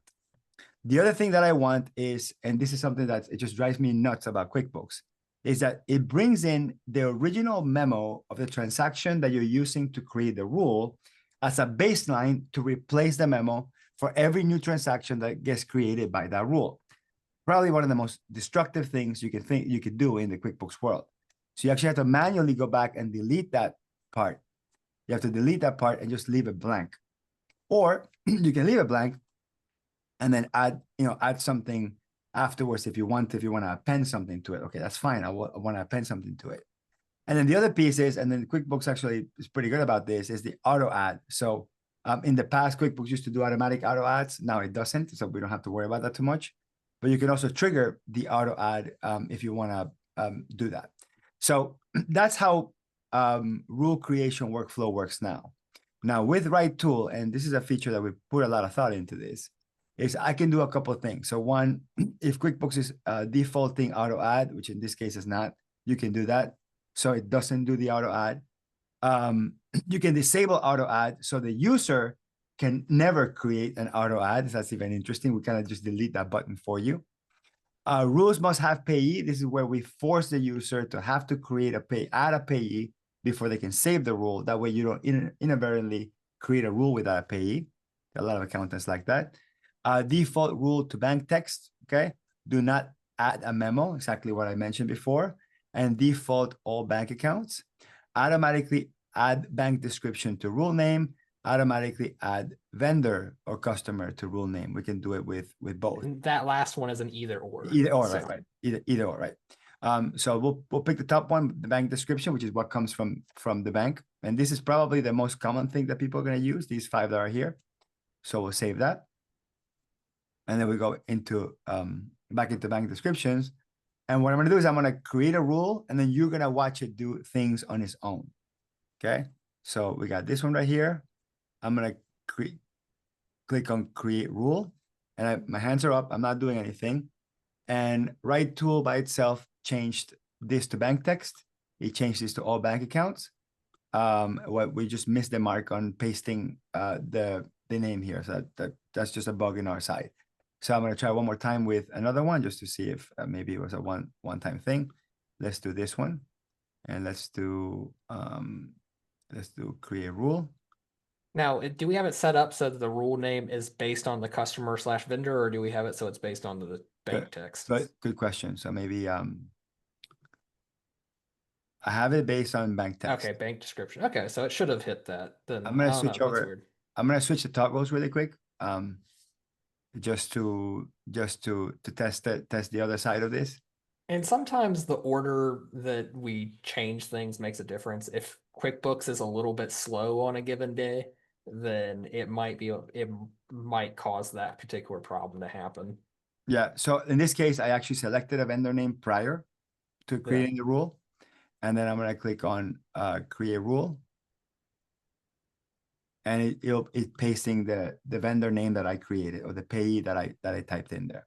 Okay. Yeah. We're just we have a little bit of bug on, like you're watching this live. We have a little bit of bug where we're failing to copy this piece. That's the part that we're failing to copy. Copy this piece.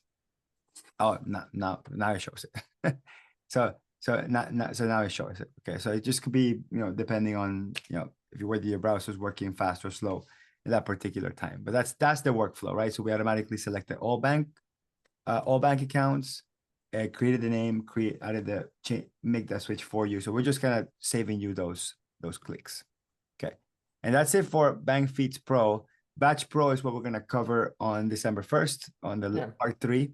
So we're going to go on to Register Pro. Mark, I'll let you. Well, actually, do you mind taking this one? Because on the Reconcile Pro, I have a lot of features where I kind of have things set up for it already, Okay. with the exception of one, but that's where you can take over on that. Got it. So I'll do that. So we're gonna go to Register Pro.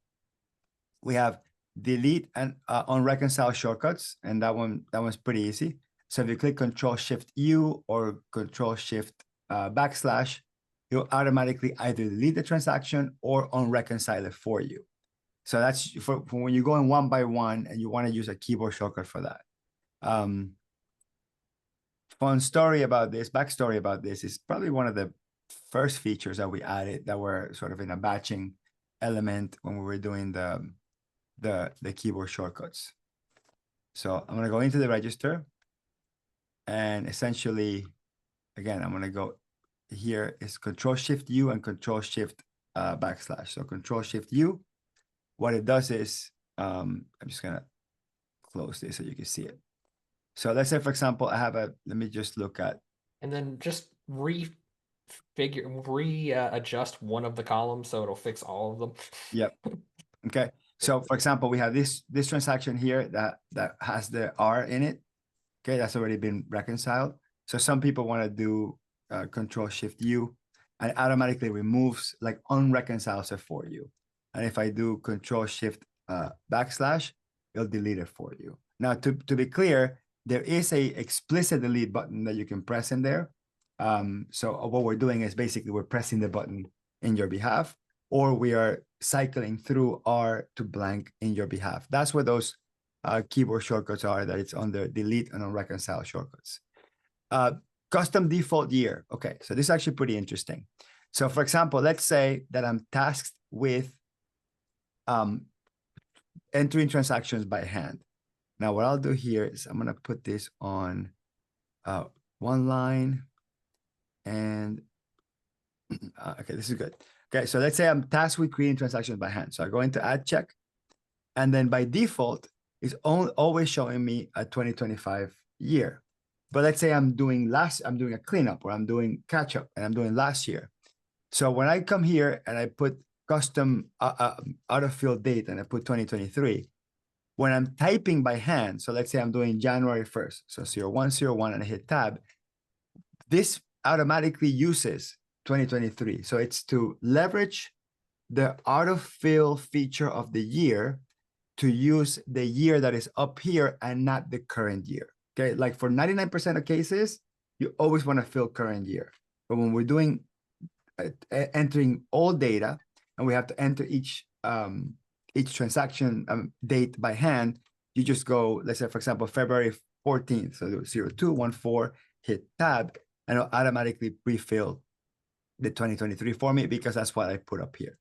So seems pretty simple, but it's pretty elegant. It works really, really well. Then we have a link to payee history. So we covered that a little bit earlier. So for example, if I have a particular transaction that has a vendor or payee in it, I can click on payee history.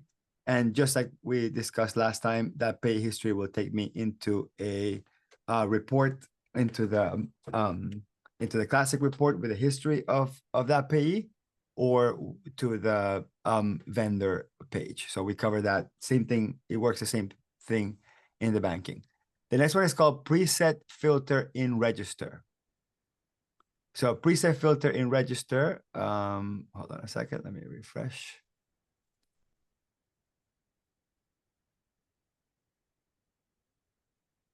Okay, that one's not showing up here. Give me a second. Oh, sorry. Which one is this again? Preset reset filter in register. Okay, that's the button Oh. shows show and reconcile only. Oh, is this an account that hasn't been reconciled by any Ah, chance? good example. Okay, so let's go into chart of accounts and let's look for something that has been reconciled. So, which I actually don't know. So let's 102 savings account should be fine. mm, Can also use reconcile dashboard. yeah, very true. You gotta eat your own dog food, right? Okay. Yep. Okay, let's see which one has been last reconciled. So this one, chase checking. Okay, so let's go to chase checking. Okay, we got to view register. Okay, and only if, again, only if the account has been reconciled, where it shows reconcile through date, there's a button that says show on reconciled only. So what it does is automates 2 clicks for you. 1 click is clicking on the, well, 3 clicks, clicking on the filter, under date, selecting custom, and then putting here 12/31/2023, and then going into reconcile status and put not reconciled, apply. So that's what the button does. So if I were to reset the filter and click on show and reconcile only, that's what the button does. It changes the date range. So it reads the reconcile date, and then it only shows you unclear transactions. Why do you want that? Well, probably because you want to delete them, because you want to come in here and do Control Shift backslash, and then click on the next one, Control Shift backslash, and the next one, Control Shift backslash, and just or click on delete, right? You could do either one. So it's probably again, that's not always the case, but most likely if you got stuff there that's way old and hasn't been reconciled, you probably want to delete it. So that's kind of the purpose. And there is a batch deleting tool as well that we're going to cover on the December 1st part 3. And the last one is copy transactions in the register. And then there's an option to use today's date, which is actually pretty interesting. Both workflows are actually pretty interesting. So if you are looking at a specific transaction and you're like, you know what? I need a duplicate of this transaction. Okay. So I click on copy. And what it does is it opens up a new tab. It copies everything that's in that transaction, but it uses today's date. Okay. Yeah. But if you overwrite that, then it'll use the original date. So I'm gonna escape out of that. So the original date for this one is, let's say 3/17/2025. Click copy. It will use the, or at least it's supposed to use. Did we refresh the page afterwards, or you might have done it? Yeah, we probably didn't refresh the page, but that's what it does. So yeah, so you gotta have the option to duplicate something with today's date or last date. And there's all sorts of reasons why you might want to duplicate a transaction, because when you download it through bank feeds, you deleted it by mistake or whatever. I mean, there's all sorts of reasons. Yeah. Yeah. And one other final thing is there might be some transactions you don't see that copy button show up for. That's just because there are some transactions in which we cannot uh, copy transactions that way. So Yeah. just be aware of that. All right. So we're gonna move on. Are you gonna share your screen now, Mark? We're gonna move on to Reconcile Pro. Everything, and this might be the longest one that we cover. And so there's a lot of things in here. They're all awesome. So I'm gonna stop sharing, and Mark can now cover the rest. Yeah. So for the first thing inside of RightTool options for Reconcile Pro, we have export to reconcile table CSV. I am going to go to a different thing here. Actually, let's do a savings account. Let's just do that one. And then 0. And let's just use today's date and start reconciling. Okay. So the first one, the export to reconcile table CSV. When I am in the reconcile page, there is a button over here that says CSV. It's a very simple feature. You just click on that. It'll open up this window where you can rename the file to whatever you want, or you can just leave it exactly as it is. And once the Excel file loads, you'll see it shows you, and admittedly, this is a bad example for one very specific reason, but it will show you the table basically as it exists inside of QuickBooks. So showing the dates, all the stuff that you can see essentially inside of the reconcile page as you see it there. And again, if you had more than just this page of transactions, it would find everything going on inside. Yeah, the context is some people want to sort of reconcile in Excel or they want to analyze before they do the reconciliation. So that's really the purpose of it. Yeah, exactly. The next thing is delete from reconcile button.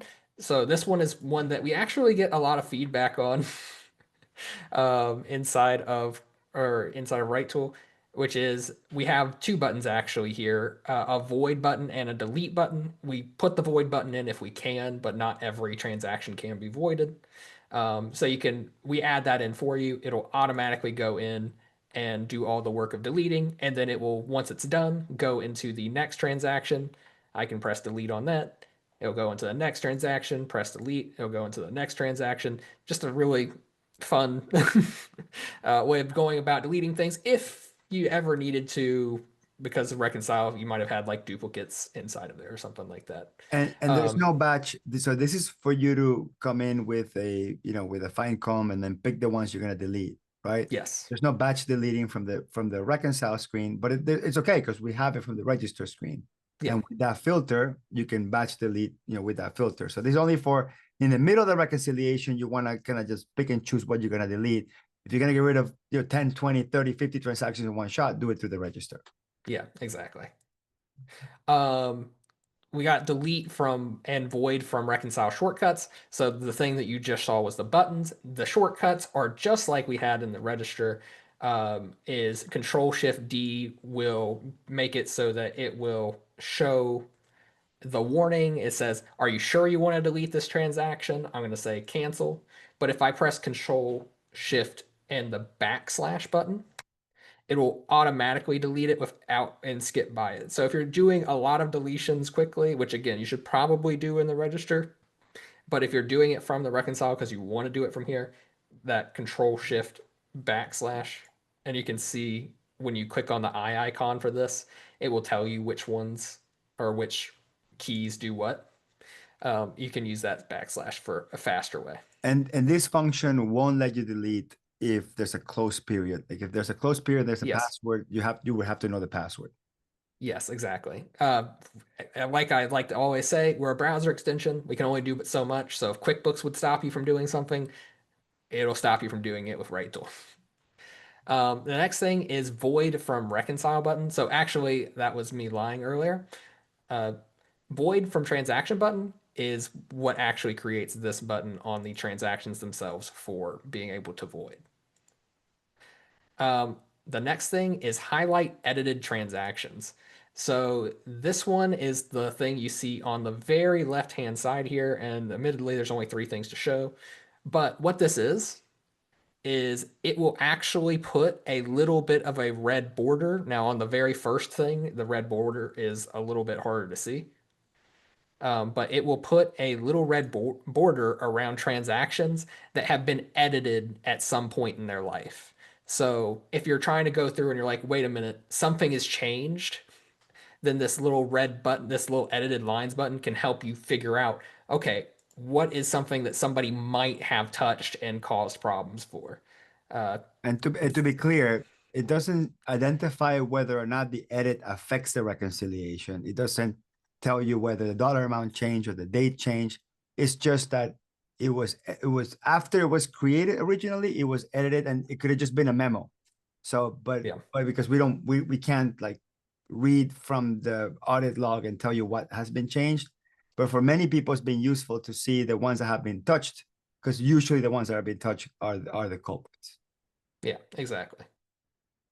Next thing is search for an amount. Okay, I will go into a different reconciliation for this one, just because of the fact that this one is not large enough for what I want to do. And I'm just gonna finish this now. Done. And I'm gonna go into an account I know has a lot of transactions in it. And we're gonna say 0. And this, sorry, sure. QuickBooks, you can do what you want. Uh, Lord. Okay, so what this is inside of this area right here, you'll see there is a search box. of a sort, and I can actually come in here and let's say I want to find, let's find a good example of something. I want to find something that has 1490.7. I'm just going to scroll all the way back up. I can click on find next amount. And what's cool about this is that it's better than if you might already use Control Shift F. Control. Am I crazy? Is it not Control Shift F? It's just Control F. Control Oh F. my God. Control F, it works, but it will only work on the things that are currently visible in the report or in the reconcile area. Whereas this will actually go through and try and find the things that have 14,970. And you can see here, if you have multiple ones that match that, I can actually click this and it will go on to the next one each time that I click it. If you can see how the sidebar right here is actually moving along at the time. Now we also have an ability. So if you come over here and you say 49419 and then you put like a star next to it, it should, admittedly, let's see if it's maybe it's being a little bit more fighting me today. And if that's the case, we just have to let it go. Yeah, the fact that whether it works with a star or not, that wouldn't be in the exam. Yes. Yeah, the star is not in the exam. This is just a little bit of extra information. So if you put a star after a decimal point, it will actually go in and it will find things that match partially. Uh, so that does still work if you put it after the decimal point. It should work after everything, but we'll figure out what's going on there. So as you can see here, 1490.69 does show up if I put that star there. The next thing is the reconcile progress button. This one's actually kind of a fun little feature in its own self.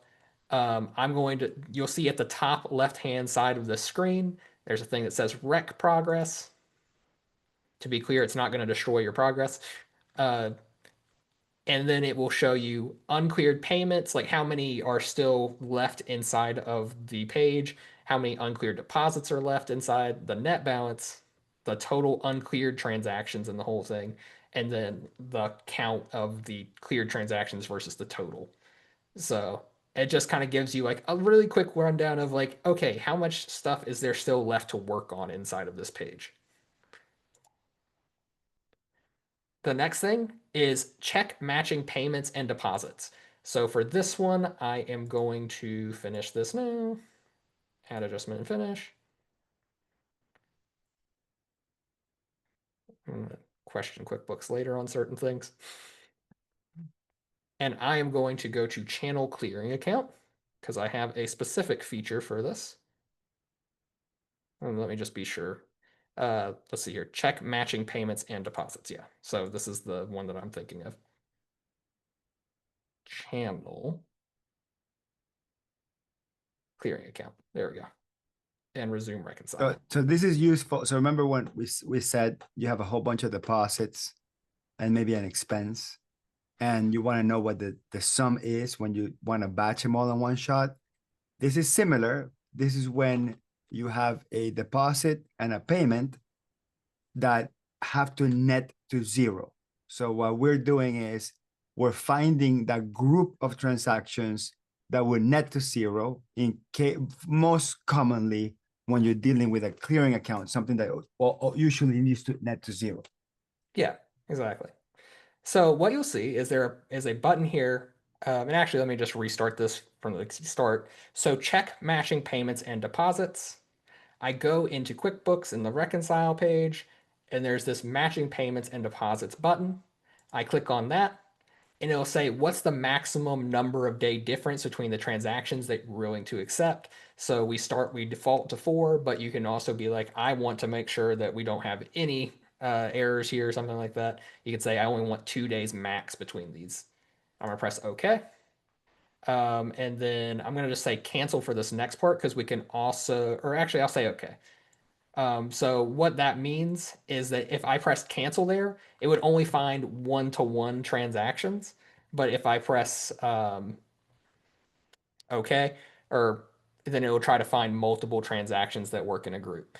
And when this happens, it will try to find, and admittedly, so here you can see, this is the example I like to use. You can see here, we have 27, 23, 50, And then on the other side, we have 100. So these three should match up to this. And in theory, all of this should work out. It So you does. can see here. It does 180 plus 420 plus 200 adds up. Yeah. So just be aware. It's that's what the idea of it is supposed to be, is it kind of matches those things up like that. Yeah, whatever your difference is at the moment before you press that button, whether it's 0 or some number, it will stay as it will be static as 0. Yeah, exactly. So it can be really cool for that purpose. Okay, match transactions from ref numbers. This is yet another one I need to go into a different page for. And this one is going to be Chase 461. 4661. And resume reconciling.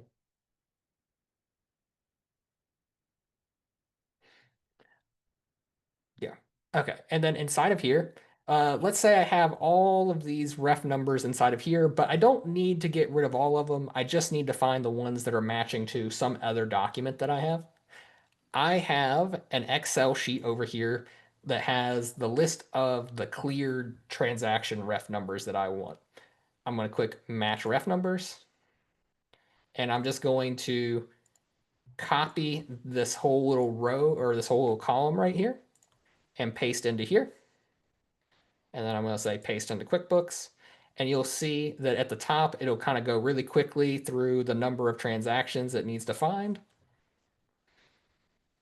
And it's just literally going through one by one and clicking on things that have a matching ref number to what was in my packet there. And as you can see, it skipped over the things I didn't have, but it did select everything that I did have inside of the ref number area. Just be aware, if you have a ref number that is just ADJ, you might have problems with getting that to match. Uh, It's useful for like check numbers and like unique reference numbers for sure. yeah. From what I've heard, it's kind of helpful in the legal niche. Let's see here. Skip confirmation when saving transactions. Uh, this one, That one's not instead of that one's not gonna be in the exam because I think that one is a sub option of something else, maybe. no, it's not a sub option. It's just that we're gonna save this for the end because of the fact that since we're kind of running it on time, we want to skip this one for right now. Uh, so the next, we will come back to this in the after show. Which means that the next thing I will actually show re-reconcile real quick, and then we'll get into Hector showing one of our newest features, which is the reconcile helper. So we'll let him do that in just a second. I just want to show one thing real quick, which is the new re-reconcile button. So let's say that I am inside of account 102 savings account. When I am inside of here, I can click re-reconcile and it will actually just go ahead and fill in what I should have done a different thing earlier. Sorry, 1 second. I need to undo this one. Yes, undo, undo, reconcile. Okay. So usually if I click on this, it will fill in just whatever the same balance is as whatever the beginning balance is. In this case, it happens to be 0. And it will use today's date and the statement ending date. This is good if you have clearing accounts. You can kind of like just kind of keep them moving if you just want to do a checklist type situation. Or I can come over here and click on this button that says use last statement date. This can be good if you edited a bunch of transactions and everything's still the same amount, but it threw off your reconciliation. We can click re-reconcile, and then it'll have everything filled in, and you can click start reconciling. And that will make it just an easy way to kind of get everything filled in. It saves just a couple of clicks for you. With that being said, Hector, do you want to take control now Yep. for reconcile helper? Yeah, go ahead on share. Okay. Okay, cool. So let's say, for example, I'm in the reconciliation page. If you notice this and I click on select all, it doesn't work. Okay. I know sometimes when we connect the banks, put transactions in and just go to select all, it always works. In some situations, it doesn't. You may have transactions that don't belong there. you have to do an actual real reconciliation. Now, many times we'll have a spreadsheet that we downloaded from the bank, right? Like the bank will allow you to download a CSV file with all the transactions. Maybe you use bank feeds, maybe you didn't. It really doesn't matter. But if you find yourself not being able to reconcile, you have a spreadsheet, what you do is we go into Reconcile Helper. So what Reconcile Helper does is it groups transactions into two categories: things that are already cleared in QuickBooks prior to getting into this page, and things that are uncleared in QuickBooks. So like right now, okay, I'm gonna X out of that. So let's say, for example, that for XYZ reason, I did have some transactions marked here. It doesn't matter if you had everything selected or if you had nothing selected. It really truly doesn't matter. It doesn't matter where you are in the status. We got a Reconcile Helper. It will group them into two categories: the stuff that you thought was cleared, or the stuff that the user cleared, and the stuff that's remaining unclear. Okay, so that's all we do at the very beginning. Then we're gonna upload the spreadsheet, and the spreadsheet must be in that format: date, description, amount. And then in here, it's gonna load all the transactions that are on the spreadsheet, and it's gonna mark in green, letting you know that they match, that there's a one-to-one relationship between the transaction that you loaded from the spreadsheet and what's in QuickBooks. The ones that are blank here, like this one's missing. This one's missing. Now there's a workflow to match it if there's multiple ones that are supposed to match together, but this one's missing. Here on the left-hand side, you'll see, look, I had this 500 and this 1400, I had it cleared in QuickBooks, but it doesn't match the statement, so it becomes red. And this one that was uncleared in QuickBooks, it's now cleared in the bank statement. So when we did the exercise for you, now you got two things you can do. You can right here click on export uncleared or export cleared, so you actually get to export any of these, or export statement. It really doesn't matter which one you export. You're going to have the piece of information.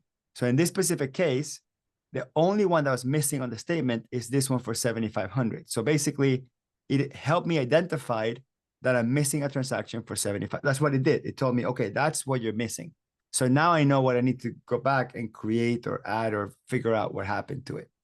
From this screen, I can click on Adjust All Transactions. Click on that. And it says, look, based on what you have here, I'm going to unclear two things that you have cleared, and I'm going to clear the other 17. Click on OK. And the system will basically be like a bot doing the work for you. It will do all that, X out of that. And the only thing that's left is the one transaction that was missing from the Reconcile Helper screen. One thing that we're going to add to this eventually, we don't have that yet, is the workflow to be able to add the transaction straight from here. We haven't done that yet. And of course, that wouldn't be in the exam, but there's two things that we want to add to the screen.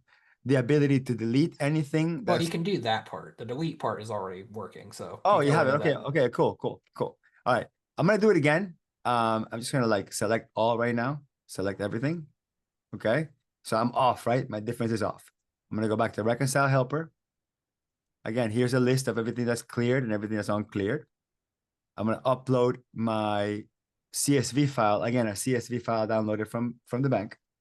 It shows me here at the end that there's a missing transaction. We cannot create the transactions yet from this screen.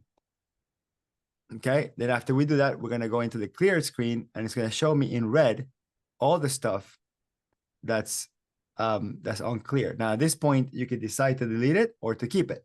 If I want to delete it, I can click on it and click on delete or void. So let's just do void. Okay, and then we'll go to the next one. Click on this, void. Click on this, void or keep, right? It doesn't really matter. And then click on Adjust All Transactions, and QuickBooks will click and unclick everything for you automatically. So basically, it does the reconcile work for you. So same thing. Let's say I don't have anything selected. I'll refresh the screen here. So I have nothing selected. So we're going to go the other way. So it can go in any direction. You already selected some things. You have everything selected. You have something selected. It really doesn't matter. Go to Reconcile Helper. Upload your statement. click on adjust all transactions, click OK. The reconcile helper is actually in the background doing everything for me, is clicking everything for me. So instead of you manually printing the statement and going one by one and checking it, it's doing it for you. It's doing the job that you would otherwise do by hand by checking off on the paper and on the screen. It only works because you have the CSV file to work with. Again, it reads a CSV file, compares with what you have, unchecks things for you, and checks things for you and unchecks things for you. Only thing it can do is create the missing transaction. But in the previous export, you could export all the missing stuff, and then from the missing transactions, you could just bring them into bank feeds or enter it by hand, whatever you want, and then you can do that. Now, we're still working on improving, whether or not the transactions are on the same date or 2 days apart, all that stuff. There's a couple of things that you can do here. So like, how far back do you want to go? So we start with dollar amounts. So the $2 amounts match. And if they're within 90 days and 30 days, it will match them. But if you want them to be tighter than that, then obviously you do 5 days and you do 5 days or whatever. Now, none of these is AI. This is actually all like mathematical logic. All mathematical logic is just saying, does this number match? Go, does it match? So we're not reading the payee names. We're not, like reading between the lines. We're just doing the math, simple math. Mark, anything to add to that? I don't think there's anything I need to add to that at the moment, at least. Okay, good. Yeah. Okay, so we'll go to the last piece here, which is Deposit Pro. You want to do those? Yeah, I can do that. Go ahead. I will go ahead and share my screen. And that'll be the last piece. We're going to try as hard as possible to stay within maybe 5 to 6 minutes so we don't go over the full 2 hours. Yeah. But then I'll stay for Q&A if anybody wants to ask anything else. Yeah. So we're just going to finish the stuff that's going to be on the certification exam. Yeah. Quick, only the CSV file, no PDF statement. Yeah. On the reconcile helper. So next page we're going to go to is the Deposit Pro. So I'm going to go to bank deposits. And one thing to note is that sometimes you will need to click in the screen one time after it loads for everything to show up. Just part of the world. So the first thing is hide and show undeposited funds. So if you have this giant list right here, but you're kind of trying just to get to the bottom so you can just do this part right here, instead of having to scroll all the way through it, you can click hide payments and it will just hide that entire list for you, making it really easy for you to get to where you actually want to be inside of this page. Next is filter payments by start date. So basically inside of here, let's say that I only want to see the transactions with a date that is after December 1st, 2024. So I'm going to say 12, 24, 2024, and then assume that my brain isn't going crazy. It's because I said 2012, 24. I should have said 1201. So once you go inside of there, you'll see it only shows you the things that are popping up after that date. Alternatively, if I wanted to, I can press this X. I can say I want to show everything that showed up before 12, 1201, 2024. And now those things will be excluded from it and everything else will still be showing. You'll also notice that the page gets much larger once I do the filtering.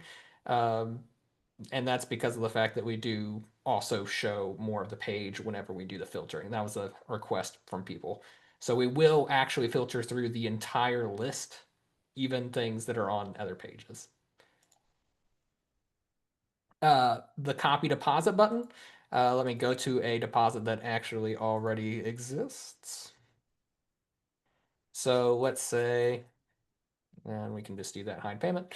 Let's say we wanted to copy this particular deposit. You'll see here, if I click more, there is no copy button by default inside of QuickBooks. So I'm just going to click RightTool copy. And you can see it saves the old deposit and then it creates a new one with that reconcile deposit or reconcile discrepancy count right there and the amount filled in. So it just kind of does exactly what it says. It copies that for you. Next, we have bank deposit selected totals on sticky header. Say that name 5 times fast. So what that is you can see at the top of the screen here, there's a thing that says selected total.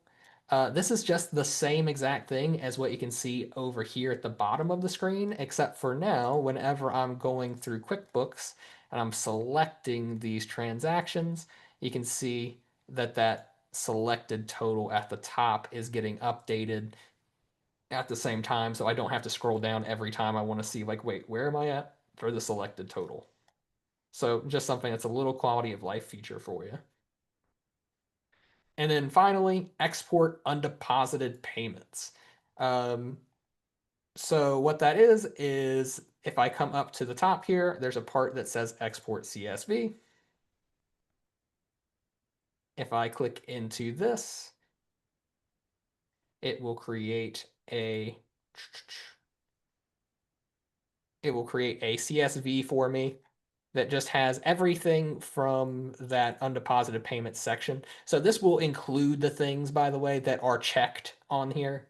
So just be aware that it will include those. It's just exporting this entire page of undeposited payments So if you to wanted a to, CSV. so if you want, how does it work with the multiple pages? It's only for one page at a time, or does it read to the multiple pages, Mark? That is a fantastic question. Based on this, I'm going to say it currently only does the one page, Yeah. but I mean, I can certainly just add really quick the ability to go through all pages. Yeah, because if you add the ability to go through all pages, essentially you're gonna solve a problem that people wanted to have an undeposited funds report to know everything that's on the that could be a quick way to know what's in undeposited funds. Yeah, no, I can see what you're saying there. So yeah, we'll add that in Okay, relatively quick. so that officially covers all the features that will be on based on part one of the certification exam for the expert certification. Now we're gonna take some time and answer some of the pending questions. So Okay. back into deposits, Mark. Can you go into deposits? Yeah, Create a new deposit and show us how the allocation tool that I only showed on the expense side, gotcha. how the allocation tool works in deposits. Oh. Yeah, Once again, none of this stuff is on the exam. yeah. Everything at this point is just Bonus. additional stuff. Yeah. So let's say that I have a deposit here with an account of, let's say this. I don't know why I'm putting, well, that's fine. Uh, yeah, so let's kind of come over here. No, the allocation tool on deposits is different. So hold on. Oh, So just start over for a second. yeah, Sorry, we went a little fast. yeah, that's fair. Okay, so don't hide the payments. Oh, okay. Yeah, don't hide the payments, and then select a couple of customers that you're gonna deposit into. So the logic was that this was a very specific request that we had, which is when this was like a nonprofit accounting situation where they wanted to allocate the expenses, the transaction fee, the bank fee, the PayPal fee, the credit card fee, whatever, to multiple customers. So you would pick all the deposits that you're receiving, and then when you go allocate, it can break down the expense you want to add, like for a transaction fee, across all the customers. So if you click on update, you click on the button that says update, it will grab all your actually let's find out how much. Let's let's say for example that for this deposit they charge us $385 of a bank fee. Yeah, So based on how much money the customer paid you, so they paid you one paid you 1,600, one 2,000, one 1,900. Based on you click on update, and it will allocate the portion that you're going to send to the expense to each of those customers proportionally. So we do a P&L by customer or P&L by by donor or whatever. If you have a nonprofit, you know exactly which of the which each of the proportion related to each of the deposits that you would have sent to the expense account. And there's all sorts of other applications, but people usually are delighted to see that for the ones that actually take their time and break down a deposit expense to the customer. yeah. Also, just a genuinely fun feature in general to play with. Yes. It's a separate issue, but just kind of a funny thing there because yeah, you can say what account you want to put it in, allocate it to as well. Um, and yeah, it's a very cool little feature for sure. Yeah, so this one, it's one toggle that works both in deposits and expenses, but the deposit side grabs the data from the customer job where oh and I think that we missed actually if you can clear that out for a second, Yeah, clear that out. Do it again, select a couple, then go to the allocate, put on the expense, put negative 385 point 95. So like we didn't make it super obvious that you have to put a negative if you want it to be a negative. So click on yeah, you can do update and then we'll do it as a negative. So you would just have to put the negative on the screen. That was probably our miss for not making it super obvious. yeah. Sorry about that. Yeah. People had multiple things they were kind of saying they wanted to do it for, so I wasn't sure exactly. Yeah. But I mean, Uh, but it works. It's just you just have to do that. yeah, So we skipped over because we weren't gonna cover it on, I believe it was Accountant Pro. Right click to reclassify and right click to open register. So let's cover those. yeah, For those that won't be satisfied until you cover everything that's on the screen. So yeah. So yeah, this is actually the exact reason why we skipped it over is because you do have to be in the classic version of this page. So I'm going to come over here and I'm going to, let's say, right click on the sales of product income. And inside of here, you'll see in the area where you have all of your extension based additions to your right click, there's one that's called Open QBO Reclassify. And what's cool about that is that it will use the same start and end date of the report and the same account ID of whatever it is that I selected. So in this case, the sales of product income, and open up a reclassify page that has only the things that match up with that specific report and where you actually clicked on inside of the report. Uh, Admittedly, a somewhat poor choice because this has only one transaction in it that meets that amount, but can be very helpful when you're inside of a classic report. yeah, the Uh, ultimate thing that we would love to do, and if we ever do this, and again we're in overtime, right? It's not part of the exam, yes. is to be able to reclassify from the report itself. But if we ever develop that, it would be on the new modern reports. And the new modern reports are getting a huge facelift in the next again in the next couple of months. So Yeah. we'll wait for that facelift to happen, and then we'll see if we can, in the drill down, be able to click reclassify and do it in the report. That way, we don't have to go to another screen. But for the time being, if you're starting from a classic report, that could work. And there's another right click button that you want to demo the other one. Yes. So the other one that we also have is if you go to a balance sheet, I can go into here and then immediately switch this over to classic view the second that it pops up. And inside of here, now I'm going to actually just right click on, let's say, this BOA replacement account. And before it only had one option for right tool replace, but now that we are inside of a balance sheet, it knows to look around for extra bits here. So you can now go here and there's a drop down and there's QBO reclassify, or you can go straight into the register from this page by clicking on Open QBO Register. It'll go straight to the correct register account for you. Uh, so something that's available inside the balance sheet as well, essentially, is a quick shortcut to that. And yeah. Now, I will say one other additional thing I should always point out whenever talking about this particular feature is that if it is not showing up for you, turn it off and then back on because of the fact that it's using the right click mechanism inside of your browser, sometimes it doesn't register right the first time. So if you turn it off and back on, it should be good from then on out. And then somebody asked, does it pull up all dates in the register? Yes, it does pull up all dates in the register. It doesn't have the same filtering, just because the actual URL itself doesn't really have that ability. Yeah, the challenge that we have with balance sheets is that balance sheets don't have a from date, they only have a to date. So I don't know if we haven't even thought about whether or not we run an extra filter on the balance sheet, but I guess we could. I mean, if this one says as of December 31st, if we could pull the date the high date from it and then filter it, I guess that could work in the register. Yeah, I mean, something we could do. Although the date is the one thing that the register likes to fight me on, but Right. Right. uh, And then there was something else that we said we weren't going to cover, but we were going to cover at the end. Saving confirmation, I think it's oh on right, reconcile.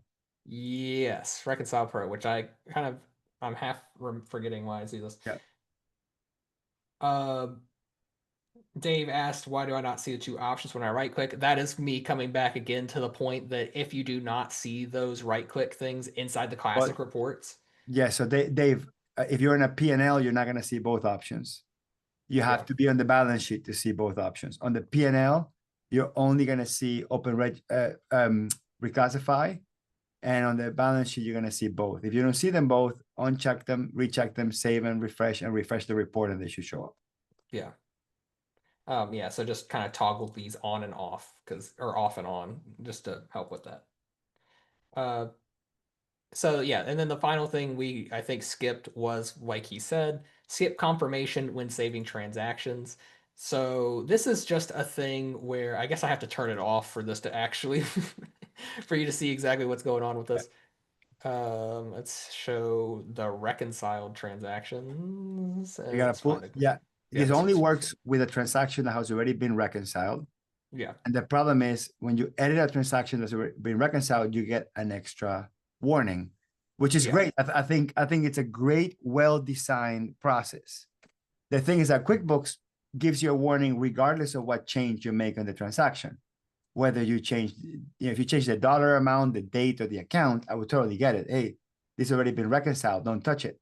But sometimes you just want to change something in the memo, right? And then it's asking you, are you sure? And if you're really an advanced user and you know what you're doing, you don't want to deal with one more pop-up.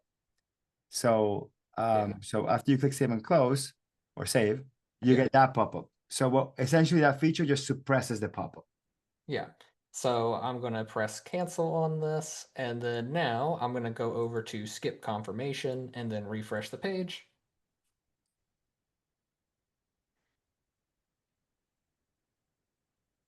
While that loads, if you guys have any more questions, we'll go ahead and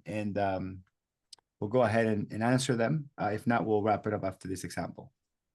So change not the amount or account. So And to if I click save, so to be clear, we're gonna skip the confirmation, or we're gonna auto click on the confirmation, yeah, regardless of what you change, whether you change the dollar amount or date or account, well, it doesn't matter. We're gonna auto click on that for you, regardless of what change you make. So it's only for like super advanced users that like yeah, don't need to be looking at that pop-up. yeah. It is turned off by default, I believe. Um, or it should be at least. Yeah. It is intended for people who are users who know enough to know that they shouldn't change or reconcile a transaction. Uh, because I mean, honest to God, we know. But Okay. yeah. Does anybody else want to ask a question, or you want to raise your hand or ask it via voice or via text? If not, we'll wrap up the webinar. And Carla, did you mean to raise your Yeah, hand or is it? she keeps raising it. Oh, well, no, I think this time it was somebody else, and so it just okay, yeah, I think that might be somebody else who was raising it and unraising it. Yeah. Should we give Carla the ability to ask a question? We can if we want, Let's see, Carla. Carla, you could turn your microphone on and you can ask your question. if you have one. Um, the test is not open yet. Yeah. It December is, 15th. December yeah, 15th, we'll open the test. yeah. We'll have some extra stuff out there to help with the exam part as well, uh, just to make it, just so you have additional information. Yeah. Okay. So we didn't have any additional questions.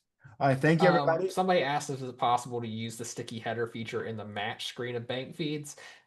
We could probably add it. I don't know. I don't have any necessarily qualms about adding it. I like sticky headers in general. So, but we don't have anything currently for that, I don't think. Yeah. Yeah. And again, both tests, all the tests will be available mid-December. We're still developing the testing platform in our backend. We're not making you wait in vain. It's just we don't have it ready.